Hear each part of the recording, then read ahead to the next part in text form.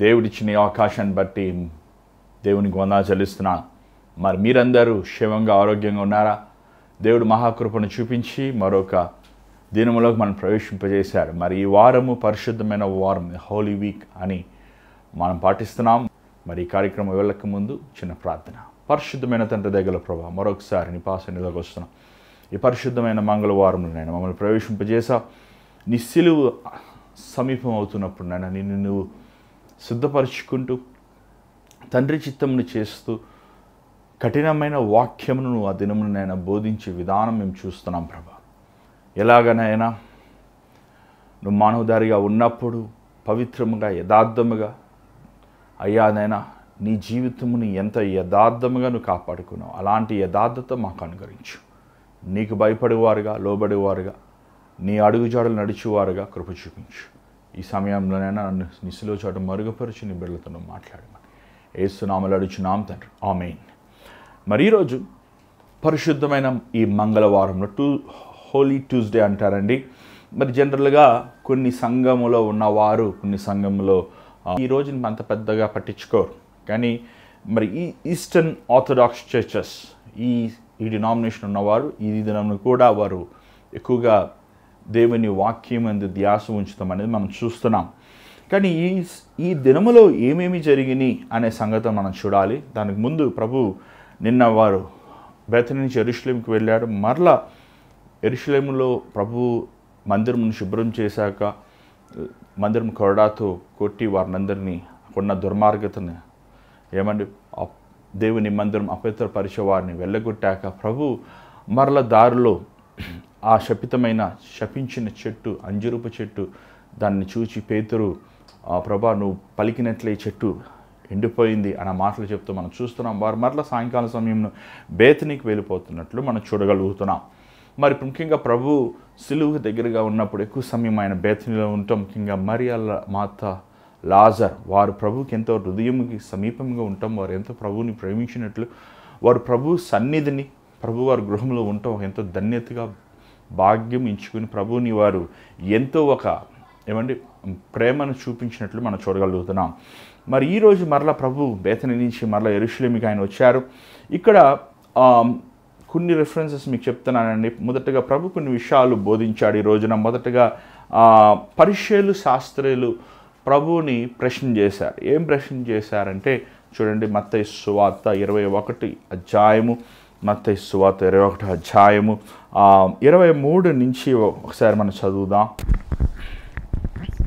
మత్తయి సువార్త 21 అధ్యాయం 23 నుంచి చదవండి. ఆయన దేవాలయంలోనికి వచ్చి బోధించుచుండగా ప్రధాన యాజకులను, ప్రజలు, పెద్దలను ఆయన యొద్దకు వచ్చి, ఏ అధికారం వలన నీవు ఈ కార్యములు చేయుచున్నావు? ఈ అధికారం ఎవడు నీకిచ్చెనని అడుగగా, ప్రభు మొదటగా ఆ పరిసయ్యులు, శాస్త్రులు, నువ్వు ఎవరు, నువ్వు ఎందుకు నువ్వు మందిరంలో వ్యాపారం నువ్వు పాడు చేసావు, నువ్వు ఎందుకు దేవుని మందిరం నువ్వు శుభ్రం చేయాలనుకున్నావు అని ప్రభు మీద కోప్పడ్డారు. కోప్పడి ఎవరిచ్చారు నీకు అధికారము అని ప్రభువుని ప్రశ్నించినప్పుడు ప్రభు వారికి ప్రతికూలముగా మరలా ప్రశ్న వేశాడు. ఏమండి, బాప్తిసం ఇచ్చే యోహానికి ఎవరికి అధికారం ఇచ్చారు? ఒకవేళ మనుషులు అధికారం ఇచ్చి ఉంటే వారు మనుషులు వారిని తిరగబడతారని భయపడ్డారు.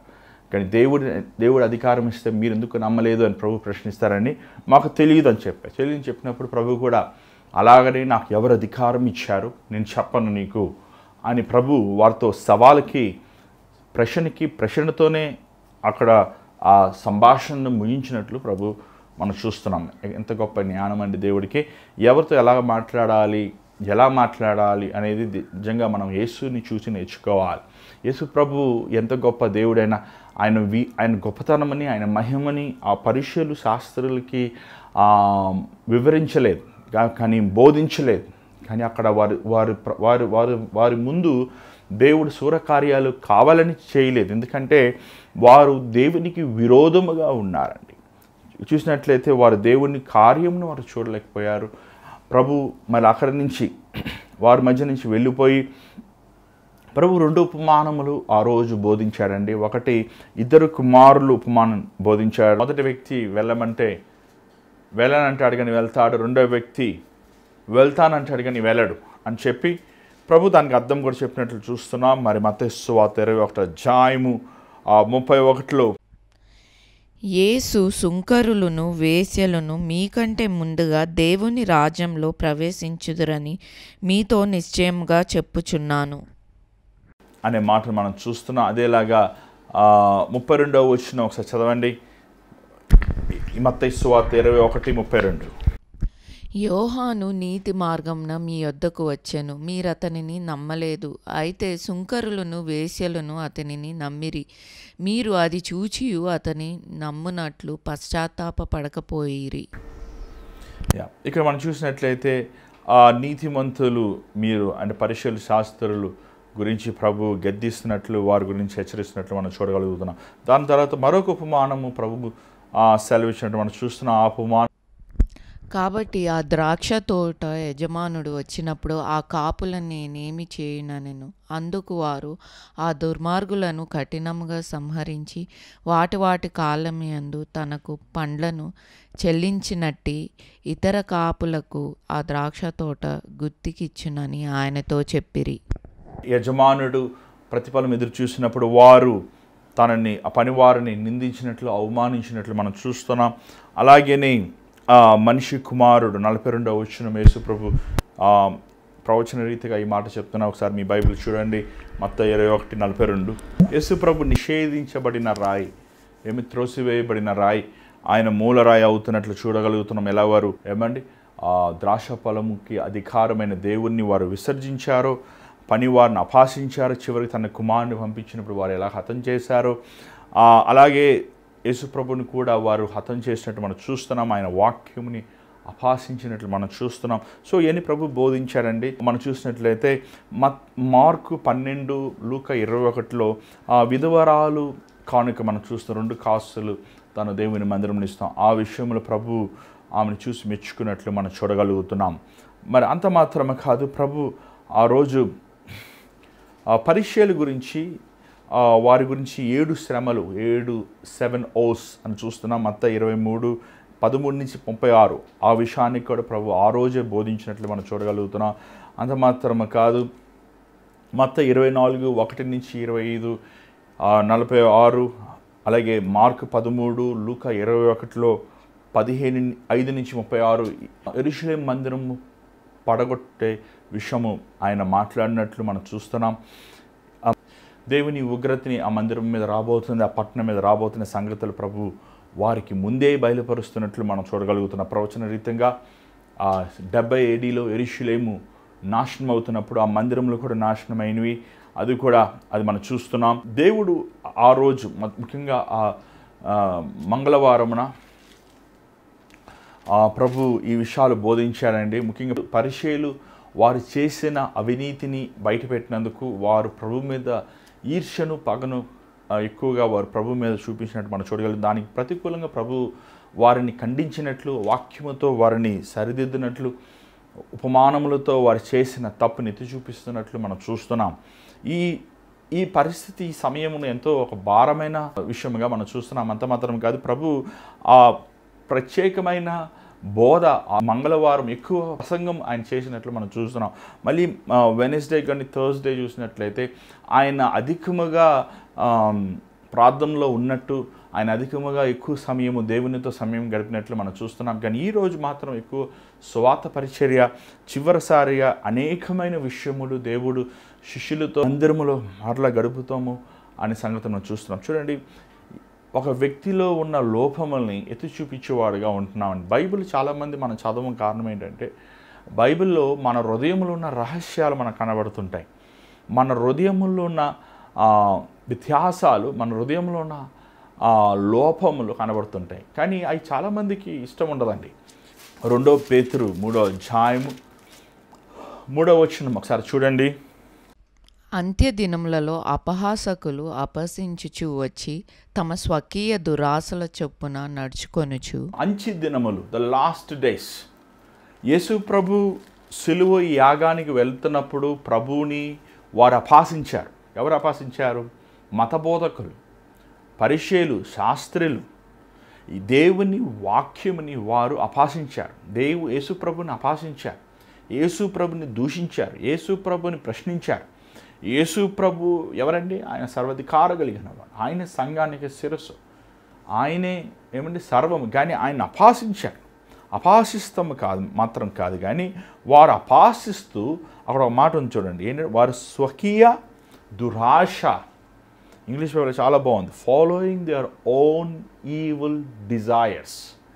ఏమంటే చీకటిలో ఉన్నవాడు దేవుని బోధ, ప్రభువు వారిని పరిశీలి శాస్త్రాలని ముందు రోజు మందిరంకి వెళ్ళి మందిరంకి వెళ్ళి మందిరంలో ఉన్న దుర్మార్గతనమని పరిశుద్ధపరుస్తున్నాడు. కొరడాయిచ్చి కొట్టి ఆడ ఉన్న అపవిత్రతని వెళ్ళగొడుతున్నాడు. ఆ వెళ్ళగొట్టిన సంగతిని వీరు విని, అయ్యో దేవుడు వచ్చి మమ్మల్ని సరిచేశాడు, ప్రభువు ఇలా ఖండించింది కరెక్టు, మేము దేవుని మందిరమును వ్యాపార నిలయముగా మేము మార్చేశాము అనే గ్రహింపు అవగాహన లేని వారుగా దానికి ప్రతికూలంగా వారు ఏం చేయాలనుకున్నారంటే యేసుని చంపాలనుకున్నారు. ఈ స్వకీయ దురాశ, వారు స్వకీయ దురాశను వెంబడించచ్చు. క్రీస్తుని వెంబడించే వాళ్ళు స్వకీయ ఉండదండి, సెల్ఫ్ ఉండదు. క్రీస్తుని వెంబడించే వారికి ఏమండి దుర్మార్గం ఉండదు. కానీ ఈరోజు ప్రతి ఒక్కడు తాను స్వకీయ దురాలోచనలు, స్వకీయ దురాశలు, స్వకీయ దురివాంఛలు, ఏమండి పరాయివాడు భార్యను కోరుకుంటాం, ఏమండి అన్యాయమైన సొమ్మును దోచుకుంటాం, మోసము, వ్యభిచారము, దుర్మార్గ కార్యము. చూడండి, చీకటి ప్రజలు వీరు దుర్మార్గతనమును చేస్తూ దుర్మార్గతనములో నివసిస్తూ మరలా వీరేం చేస్తారు తెలిసిందే, వీరు దేవుని దూషిస్తారు, అపహాసిస్తారంట, ప్రభువుని అపహాసించేవారుగా ఉంటారంట, ప్రభువు వాక్యమును అపహాసించేవారుగా ఉంటారు, ప్రభువు చేసే కార్యాలను చూసి అపహాసించేవారుగా ఉంటారు. పరిచయులు యేసు వారికి ఎంతో వారిని బోధించినప్పటికీ వారు ఎన్నో సంగతులు వారు చూసినప్పటికీ గ్రహించుకోలేకపోయారు. కారణం ఏంటంటే వారు మనోనేత్రములు, వారు హృదయములో ఉన్న ఆ డంబము, ఆ గర్వము వారిని గుడివారం చేసేసింది. దానికి ప్రభు ఏమన్నాడో చూడండి, మత్తయి సువార్త 23:13 నుంచి చదువుదాం, చదవండి. అయ్యో వేషధారులైన శాస్త్రులారా, పరిసయ్యులారా, మీరు మనుషుల ఎదుట పరలోక రాజ్యంను మూయుదురు. ఒక మాట ప్రభు చాలా మొదట 7 విషయాలు చెప్పాడు పరిచయాల గురించి. కానీ ఫస్ట్ 2 వర్డ్స్ యూజ్ చేశారంటే మీ వేషధారులారా, హిపోక్రెట్స్. ఈరోజు ఈ మాట ఏమంటే చాలామంది క్రైస్తవులకు చెల్లుతుందండి. వేషధారులు అనేవాడు ఏమంటే బయట ఒక రూపము లోపల ఒకటి. దేవుడు అలాంటి వారిని అంగీకరించాడు. దేవుడు అలాంటి వారిని ఎంత మాత్రమును క్షమించడండి. వేషధారు సౌలు అంటాడు సమూయేలుతో, ఏమంటాడు, నేను పాపం చేశాను కానీ మనుషుల ముందు వచ్చి నన్ను గణపరచు. వేషధారమైన స్థితి, వారి పాపముని ఒప్పుకుంటానికి, అందరి ముందు వారు దుర్మార్గతను ఒప్పుకుంటానికి వారు ఇష్టపడరు. వారు మనుషులకి ముందు మంచివారుగా ఉండాలని ఆశిస్తారు. వారు హృదయం అంతరం కుళ్ళిన వాసన కుట్టినట్లు మనం చూడగలుగుతాం. యేసు ప్రభు వారిని, ముఖ్యంగా పరిచయులని వేషధారులు పిలుస్తున్నారండి. వారు ఎలాంటి స్వభావం ఉన్నవారు అనేది మనం చూస్తున్నాం. మూడవదిగా ప్రభు పరిచయులని ఏమని పిలిచాడంటే అంధుడైన మార్గదర్శులు. వీళ్ళు ఎట్లంటే అండి, వీరు వాక్యం బోధిస్తారు, వీరు ప్రార్థన చేస్తారు, వీరు నీతి కార్యాలు చేస్తారు, వీరు ఎదుట ఎంతో ఒక భక్తులలాగా నటిస్తారు. కానీ వీరి హృదయంలో దేవునితో ఎలాంటి విధమైన అన్యోన్య సహవాసం ఉండదండి. దేవునితో ఎలాంటి విధమైన సంబంధం ఉండదు. దేవునితో ఎలాంటి విధమైన ఆత్మ నింపుదల ఉండదు. ఈ పరిచయులు మొదటిగా వారు గుడ్డివాడు ఎలా ఇంకొక వ్యక్తిని నడిపిస్తాడు? దేవుని వాక్యము గైకొన్నరో, ఎవరైతే దేవుని వాక్యము ప్రకారం జీవించారో వారు గుడ్డివాడే. చూస్తున్నానంటారు కానీ వారు చూడలేరు, గ్రహించుకుంటానంటారు కానీ గ్రహించుకోలేని వారుగా వారు ఉంటామనేది మన వాక్యంలో చూస్తున్నాం. అంత మాత్రమే పరిచయుల గురించి ప్రభు ఏమన్నారంటే, ఏమండి వారు గుడ్డివారు, వారు వేషధారులు. దాని తర్వాత వచ్చిన చూడండి, కొంచెం ముందుకెళ్దాం. అయ్యో వేషధారులైన శాస్త్రులారా, పరిసయ్యులారా, మీ గిన్నెయు పళ్ళెంను వెలుపట శుద్ధి చేయుదురు గాని అవి లోపల దోపుతోనూ అజితేంద్రియత్వముతోనూ నిండి ఉన్నవి. అంటే గ్రీడీనెస్, పిసనారితనం, దోపిడి, ఏమండి ఈ స్వభావం అనేది కలిగి ఉంటారు పరిచర్యలు. ఈరోజు ఎంతోమంది క్రైస్తవులు అలాగే ఉన్నారు. దేవునికి ఇచ్చే విషయంలో నమ్మకంగా లేరు, దేవుని సేవ విషయంలో నమ్మకంగా లేరు, ఐకికమైన విచారముల్లో ధన సంపదలతో కూడి ఉన్నారు. అంత మాత్రంగా 26వ వచనం చూసినట్లయితే ఏమంటే అక్కడ అంటున్నాడు, పరిచర్యలారా మొదటగా మీరు మీ పాత్రను మీరు లోపల శుద్ధి చేసుకోండి. లోపల శుద్ధి అనేది చాలా ముఖ్యం. ఎలాగ మన దేహాన్ని మనం శుద్ధి చేసుకోవాలని ఆశిస్తాం, ముమ్మారు స్నానం చేస్తాం, ఎంతో ఖరీదైన ఏమని క్రీములు రాసుకుంటారు, పౌడర్లు రాసుకుంటారు, దీనికి ఎంతో సుఖాన్ని ఇస్తారు, మందులు ఇస్తారు, మాత్రలు ఇస్తారు, ట్యాబ్లెట్లు ఏమని ట్రీట్మెంట్లు ఇస్తారు, భోజనం పెడుతుంటారు, సుఖంగా కాపాడుకుంటారు వారి శరీరాన్ని. ఈ శరీరాన్ని కష్టపడనివారు. కానీ ఈ శరీరం అనేది పైరూపమైన కవర్, నీ హృదయాంతరం అనేది ముఖ్యం. దేవుడు అంటున్నాడు, నీ హృదయం నువ్వు శుభ్రం చేసుకో. ఈ పరిశీలి శాస్త్రులు ఎలాగంటే వీరు అంగీలు వేసుకుంటారు, ఎంతో ఒక దైవికమైన రూపం ఉంటుంది వారికి. వారు అలాగా నడుస్తుంటే ఏమండి ఆ ఘనతని వారు మనుషులు ఎదుట ఒక ఏదో వారు పరలోకం నుంచి వచ్చిన దేవతల వాళ్ళు చూపించుకుంటారు. కానీ దేవుడు వారిని చూసి ఖండిస్తున్నట్లు, వారు చేస్తున్న దుర్మార్గమైన కార్యాలతో చూపిస్తున్నట్లు మనం చూడగలుగుతున్నాం. అంత మాత్రం కాదు, ప్రభు వీరిని తిట్టినట్టు ఎవరు తిట్టలేదండి, ఈవెన్ సాతాను కూడా తిట్టలేదు చెప్పాలండి. ఏమండి 27వ వచనం తెచ్చి చదవండి. అయ్యో వేషధారులైన శాస్త్రులారా పరిసయ్యులారా, మీరు సున్నం కొట్టిన సమాధులను పోలి ఉన్నారు. సున్నం కొట్టిన సమాధుల పోలి ఉన్నారు. అవి వెలుపల శృంగారముగా అగపడును గాని లోపల చచ్చిన వారి ఎముకలతోనూ సమస్త కల్మషముతోనూ నిండి ఉన్నవి. అలాగే మీరు వెలుపల మనుషులకు నీతిమంతులుగా నగపడుచున్నారు గాని లోపల వేషధారణతోనూ అక్రమముతోనూ నిండి ఉన్నారు. వికెడ్నెస్. ఈరోజు దేవుని దృష్టిలో మనం అక్రమముగా ఉన్నామా? ఈవెన్ నీ ఆలోచనలు కూడా పవిత్రత లేనప్పుడు, నీ నోటి మాటలు నీ సత్యం లేనప్పుడు నువ్వు అక్రమంగా ఉన్నవాడవే, నువ్వు దౌర్భాగ్యుడివే, నువ్వు దుర్మార్గుడివే, నువ్వు పాపకార్యములతో నిండి ఉన్నవాడవే. కొంచెం ముందుకు వెళ్దాం, మనకు అంత సమయంలో చదువుతానికి. 33వ వచనం చదవండి ఒకసారి. సర్పములారా సర్ప సంతానమా, నరక శిక్షను మీరేలాగు తప్పించుకొందురు? సర్పములారా సర్ప సంతానము. బాప్తిస్మిచ్చి యోహాను ఇదే మాట మాట్లాడాడు పరిశీలి శాస్త్రంతో. యేసు ప్రభు అంటే సర్పం అంటే అవండి సర్పం ఏంటి? సర్పం ఏంటి? దేవుడికి పాముని చేసింది ఆయన కదా, పాముని మరలా అంతగా తిడతాడేంటి? ఏమంటే పాముని రూపించింది ఆయన కదా. కానీ దేవుడు మాట్లాడే సర్పము వేరు. సాతాను ఆ రూపం తీసుకున్నాడండి, జంతువు రూపం తీసుకున్నాడు. సాతాను చేయలేదు పాముని, దేవుడే వేశాడు పాముని. కానీ సర్పం అనే ఆది సర్పం ఏమంటే సర్పెంట్ ఏ సర్పం అయితే అవ్వని మోసం చేసిందో, ఏమంటే పాము మాట్లాడదు కదా, మాట్లాడద్దు పాము. కానీ ఈ పాము ఏదైనా తోటలో మాట్లాడింది. ఏం పాము అది? అదే సాతానుగాడు. ఏమంటే సర్ప సంతానమా అంటే సాతాను సంతానమా, సాతాను బిడ్డలారా, సాతాను కుమారులు కుమార్తెలారా. ఎవరు వీళ్ళు మందిరంలో కూర్చుని పొద్దున్నుంచి పాటలు పాడేవాళ్ళు, చప్పట్లు కొట్టేవారు, వాక్యాలు చెప్పేవారు, యాజకదానం చేసేవారు. ప్రభు వారిని పట్టుకుని ఖండిస్తున్నాడు. సర్ప సంతానమా, ఏ సర్పమునైతే అవ్వను మోసం చేసిందో ఆ సర్పాన్ని దేవుడు కల్వరి శిలువలో చిత్తకొట్టేశాడు. కానీ ఆ సర్పముతో నింపబడిన వారు, సర్పాన్ని ఆరాధించేవారు, సర్పానికిలో నువ్వు పాపం చేయనప్పుడు పాప కార్యములలోకి నువ్వు బంధించబడి ఉంటావు. గమనించండి ప్రియమైన దేవుని బిడ్డలారా, ఇక్కడ చూసినట్లయితే ఈ సర్ప సంతానము ఒక మాట అంటున్నాడు అక్కడ చూడండి, 33వ వచనం. అది నరక శిక్షను మీరేలాగు తప్పించుకొందురు. ఈ మాట మీకు అర్థమవుతుందో లేదు. యేసు ప్రభు వీరికి ఆల్రెడీ తీర్పు తీర్చేశాడండి. మిమ్మల్ని నరకము నుంచి తప్పించుకోవడానికి ఎవడు మిమ్మల్ని కాపాడగలడు? ఎలా తప్పించుకుంటారు మీరు? ఏమంటే నరకము నుంచి తప్పించుకోవాలంటే యేసు ఒక్కడే మార్గం. యేసు ప్రభు తప్ప నరకము నుంచి తప్పించుకోవడానికి వేరే మార్గం లేదు నీకు. కానీ ఆ ప్రభువునే నువ్వు విసర్జిస్తే, ఆ ప్రభువునే నువ్వు అసహించుకుంటే, ఆ ప్రభు రక్తమునే నువ్వు అవమానపరిస్తే ఇంకా నీకు ఎవరున్నాడు రక్షిస్తానికి? ఎంత ఒక చాలా ఖచ్చితంగా ప్రభు వారికి బోధించినట్లు మనం చూస్తున్నామండి. కానీ అపవాదితో నింపబడి ఉన్నవారండి.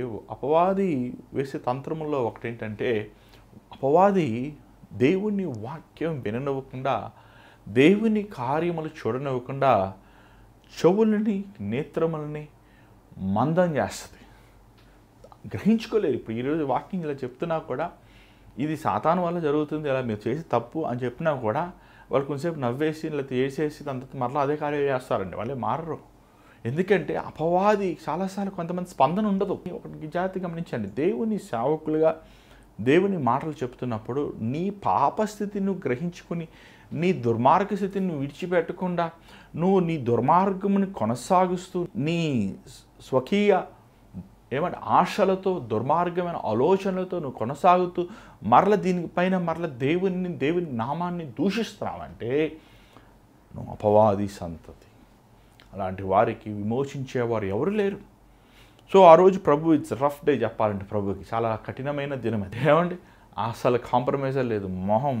వాళ్ళ మొహాలు మాడిపోయినాయి. వాళ్ళు ఆ రోజు డిసైడ్ చేసుకున్నారు ఇంకా ప్రభుని చంపేయాలి అట్టనే సరే, ఈయన బతకనిస్తే మనం బతకలేమరా అని వాళ్ళు తీర్మానం చేసుకున్నారండి. ఆ రోజు వారు ప్రభు ఖచ్చితంగా వారికి చెప్పాల్సినప్పుడు వారి హృదయస్థితిని వారు తీసుకోలేకపోయారు. ఏమంటే వారు గ్రహించలేకపోయారు. ఏమంటే ఈరోజు అలాగే ఉన్నారు చాలామంది. దేవుని వాక్యం వింటున్నప్పుడు, దేవుని మాటలు వింటున్నప్పుడు వారి హృదయాన్ని సరిచేసుకోలేకుండా, పరిశుద్ధపరచబడకుండా ప్రభువు మార్గములు నిలవలేని వారుగా ఉన్నారండి. మత్తయి 24-25, మార్క్ 13, లూకా 21:5-36 ఈ 3 సువార్తల్లో మనం చూస్తున్న ప్రభు యెరూషలేము మందిరం విర్రవీగుతున్నారండి. ఆ పరిచయాలు, మా మందిరం ఉంది, మేము యాజకులమి, మేము ప్రవక్తలమి, మేము ధర్మశాస్త్రం బోధించే వాళ్ళమి. ఆ రోజుల్లో మందిరం ఉండి, ఈ రోజుల్లో మందిరాలు ఎక్కడ పెడితే అక్కడ ఉన్నాయి, కానీ ఆ రోజుల్లో అందరూ ఏమైనా ఒకే చోట రావాలి. సో ఆ మందిరం పెత్తనం అంటే మామూలు విషయం కాదు. అది చాలా చెప్పాలంటే యెరూషలేము మందిరం అది ఒక గొప్ప ఘనత పొందిన మందిరం.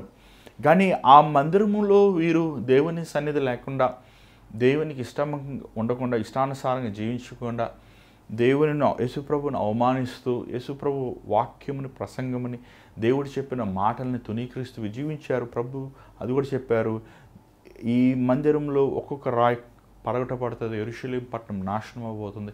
అలాగనే యెరూషలేము పట్టణం నాశనం అవుతాం, మందిరం కూలగొట్టబడుతుంది. దాని తర్వాత ఆఫ్టర్ దట్ మరలా మందిరము కట్టబడలేదు.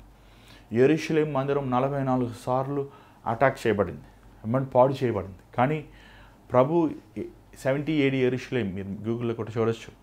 దాని తర్వాత మందిరము కట్టబడలేదు. ఈరోజు ప్రస్తుత దినమున ఆ మందిరము చోట, సొలొమోను కట్టిన మందిరం దగ్గర డూమ్ ఆఫ్ రాక్ మసీద్ ఉంది అక్కడ. సో అది ఒక పెద్ద కాంట్రవర్సీ, ఇప్పుడు పెద్ద దాని గురించి యుద్ధము, ఎంతో ఒక గొడవలు మనం ఈరోజు న్యూస్లో మనం చూడగలుగుతున్నాం. కాబట్టి వారు దేవుణ్ణి విసర్జించారు, దేవుణ్ణి అవమానించారు, దేవుణ్ణి దూషించారు. దేవునికి ముఖ్యత్వం ఇవ్వకుండా వారు మానవుడి క్రియలకి ముఖ్యత్వం ఇచ్చారు. దానికి ప్రతిఫలంగా వారు అనుభవించారు. ఈరోజు నీ జీవితంలో నువ్వు యేసుప్రభు బిడ్డను అంటున్నావు, నువ్వు రక్షణ పొందునంటున్నావు, నువ్వు లెంట్ ఆచరిస్తానంటున్నావు, నీ దేవుని కోసం జీవిస్తానంటున్నావు. నీ భక్తి అంతా కూడా పైరూపమైన భక్తిగా ఉందా, లేకపోతే హృదయమంతరమైన భక్తిగా ఉందో? ఉపవాసముని దేవుని సన్నిధిలో కన్నీరు కారుస్తున్నావా? అధికముగా దేవుని వాక్యమును చదువుతూ ఆయన అడుగుజాలు నడుస్తున్నావా? శ్రమల్లో, కష్టాల్లో, బాధల్లో, అవమానముల్లో, నిందల్లో వెనక్కి చూడకుండా, లోకాన్ని చూడకుండా, పాపమును చూడకుండా పవిత్రముగా, పరిశుద్ధంగా నువ్వు ఉన్నావా? నీ ప్రవర్తన నువ్వు దేవుని దృష్టిలో యథార్థముగా నువ్వు కాపాడుకున్నావు? ఇవన్నీ ఒకసారి మనం పరీక్షించుకోవాలి, ఇవన్నీ మనం పరిశోధించుకోవాలి. దేవునికి ఇష్టమైన సారంగా మనం జీవించాలి. ఇది చాలా ముఖ్యం. దయచేసి స్థాయిలో ఉంచండి, ప్రార్థన చేద్దాం. పరిశుద్ధమైన తండ్రి దయగల ప్రభువా, మరొకసారి నీ పాద సన్నిధిలోకి వస్తున్నామయ్యా. ఈ మంగళవారం దినమున సంఘములో ఉన్న తోడేళ్ళు నాయన, సంఘములో ఉన్న గురుములు నాయన, నువ్వు ఖండించినట్లు, సరిదిద్దినట్లు, సరిచేసినట్లు చూస్తున్నాం ప్రభా. అవునయ్యా, నీ రాకడతి సమీపంగా ఉంది. అపహాసించువారుగా, ఎగతాళి చేసేవారుగా, లేకపోతే అలాంటి వారితో మా చేతులు కలపకుండా నీ రక్తముతో కడగబడిన వారు, నీ మార్గములను అంతం వరకు నడుచువారుగా, నీ కృపను పొందుకున్న వారుగా ఉండటానికి సహాయం చేయి అయ్యా. నీ రాకడతి త్వరలో ఉంది నాయన. మమ్మల్ని మేము సిద్ధపరచుకుంటాను, కృప చూపించు. ఈ మాటలు వింటున్న బిడ్డలను దర్శించు, ప్రతి పోరాటం నుంచి విడుదల అనుగ్రహించు. ఇలాంటి దినముల్లో ఉన్న సమాధాన శాంతి మాకు దయచి కృప చూపించమని యేసు నామములో అడుగుచున్నాం తండ్రి, ఆమేన్. మరి దేవుడు ఈరోజు మీతో మాట్లాడంటే మాకు తెలియపరచండి. దయచేసి ముఖ్యమైన గమనించండి. మరి గుడ్ ఫ్రైడే సర్వీస్ 9 గంటలకి R3 బ్యాంక్వెట్ హాల్ షేక్పేట్లో జరుగుతుంది. మీరు డామినోస్ పిజ్జా పైన అలాగే ఈస్టర్ ఆరాధన పొద్దుట 10 గంటలకి అదే స్థలంలో జరుగుతుంది. దయచేసి ఈ 2 ఆరాధనలకు మీరు రండి. ఒక లింక్ వివరాలు కావాలంటే స్క్రీన్ కనబడే నెంబర్కి మీరు తెలుసుకోవచ్చు. ఈ పరిచర్లో దేవుడు మిమ్మల్ని దీవించుంటే, మిమ్మల్ని దేవుడు ఈ పరిచర్య ద్వారా ముట్టుంటే, ఈ పరిచర్లో మీరు పాలు పొందండి. ఎంతోమంది మీరు మేలు అనుభవిస్తున్నారు, ఎన్నో కార్యాలు మీ జీవితంలో చూశారు. కానీ అనేక మంది ఈ పరిచర్లో పాలు పొందలేకపోతున్నారు. అలాంటి వారుగా మీరు కాక దేవుడు ఇచ్చిన అవకాశాల ప్రకారం ఈ పరిచర్లో మీరు పాలు పొందండి. మీరు Google pay, PhonePe account numbers ద్వారంగా మీ కానుకలు మీరు ఈ పరిచర్లో మీరు విత్తచ్చు. అంత మాత్రమే కాదు, దయచేసి గమనించండి. మీ ప్రార్థన అవసరతలు ఆ స్క్రీన్ కనబడుతున్న నెంబర్ 8939392139 అనే నెంబర్కి మీరు వాట్సాప్ కానీ కాల్ కానీ చేయొచ్చు, లేకపోతే మెసేజ్ పంపించవచ్చు. మేము మీకోసం ప్రార్థిస్తున్నాం. మీరు అనేక మంది మీ ప్రార్థన విన్నప్పుడు మాకు తెలియపరుస్తున్నారు. మీకోసం వ్యక్తిగతంగా నేనే ప్రార్థన చేస్తున్నాను, నేనే మీకు జవాబిస్తున్నాను. దేవుడు కార్యాలు చేస్తాడు. వాగ్దానం ఇచ్చిన వాడు నమ్మదగిన వాడు. విశ్వసించండి. మరి దేవుడు మీతో మీ జీవితంలో చేసిన కార్యాలు మరలా మాతో పంచుకోండి. మేము కూడా కలిసి ప్రభువును స్తుతిస్తానికి అవకాశం ఉంటుంది. దేవుని చిత్తం మీద కలుసుకుందాం. అంతా God bless you. Take care.